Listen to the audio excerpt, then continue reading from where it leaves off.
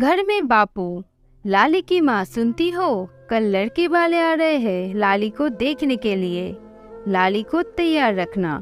बापू, किसे देखने आ रहे हैं?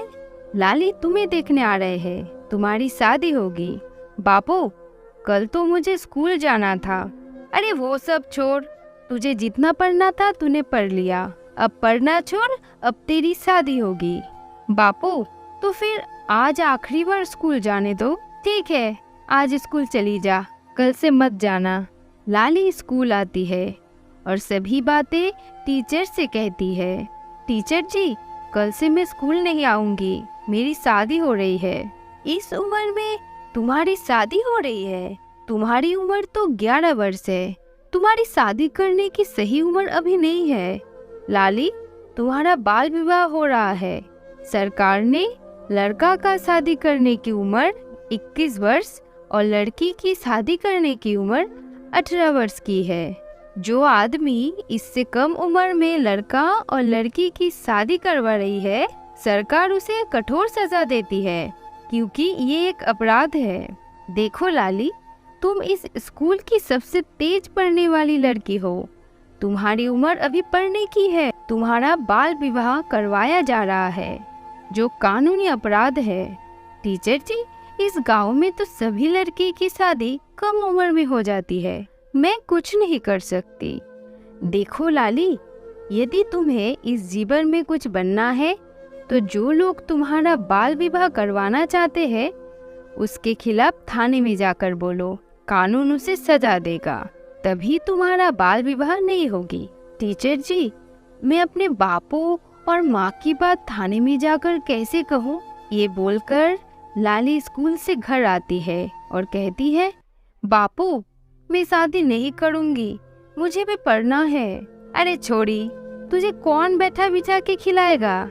बापू, टीचर जी ने हमें बताया है कि सरकार ने लड़की की शादी करने की उम्र 18 वर्ष निर्धारित की है, मेरी तो उम्र बस 11 वर्ष ही है। बापू, मेरी अभी शादी करने की उम्र नहीं है, आप मेरा कम उम्र में बाल विवाह करवा रहे हैं, सरकार आप लोगों को सजा देगी। अरे छोड़ी, तेरे कान टीचर ने भरे हैं क्या? साले को अभी खबर लेती हूँ। अरे सुनती हो लाली की माँ, इसे घर से बाहर मत निकालने देना जब तक इसकी शादी न हो। बापू गांव के मुखिया के पास जाता है और कहता है, मुखिया जी, गांव के स्कूल की मास्टरनी गांव के छोरियों को हम लोगों के खिलाफ भड़का रहा है। वो कहता है कि छोरियों को कम उम्र में शादी नहीं करनी चाहिए, छोरियों को भी लड़का जैसा बहुत पढ़ाना चाहिए। तो रुक, मास्टरनी की अभी खबर लेता हूँ, चलो स्कूल। फिर सब लोग मिलकर स्कूल जाते हैं। क्यों रे मास्टरनी, थोड़ा सा किया पढ़ा लिखा सीख ली, बस अपने आप को दुनिया का प्रधानमंत्री समझ रही है? तेरे ये नियम कायदे अपने पास ही रख, अगर इस गांव की छोरियों को कुछ उटपटंग सिखाया तो तेरी टांगे तोड़ के रख दूंगी, तब घर बैठे ट्यूशन देना अपनी बेटी को। ये सब होने के बाद मास्टरनी भी डर चुकी थी, वो और कुछ नहीं कह पाया। इधर घर में लाली, माँ, मुझे शादी नहीं करनी है, मुझे पढ़ना है, भैया भी तो बड़े शहर में पढ़ता है। उफ, अरे छोड़ी, वो तो लड़का है, तू तो लड़की है, तुझे दूसरों के घर जाना ही पड़ेगा। लाली की कहा कोई नहीं सुनी, उसका विवाह एक 24 साल के लड़के से करवा दी गई। नया घर, नया लोग, किसी और के साथ बिस्तर पर सोना लाली को अजीब सा लग रहा था। सुहाग रात का मतलब ही पता नहीं था उस नन्ही सी जान को। ससुराल वालों को लड़का चाहिए था।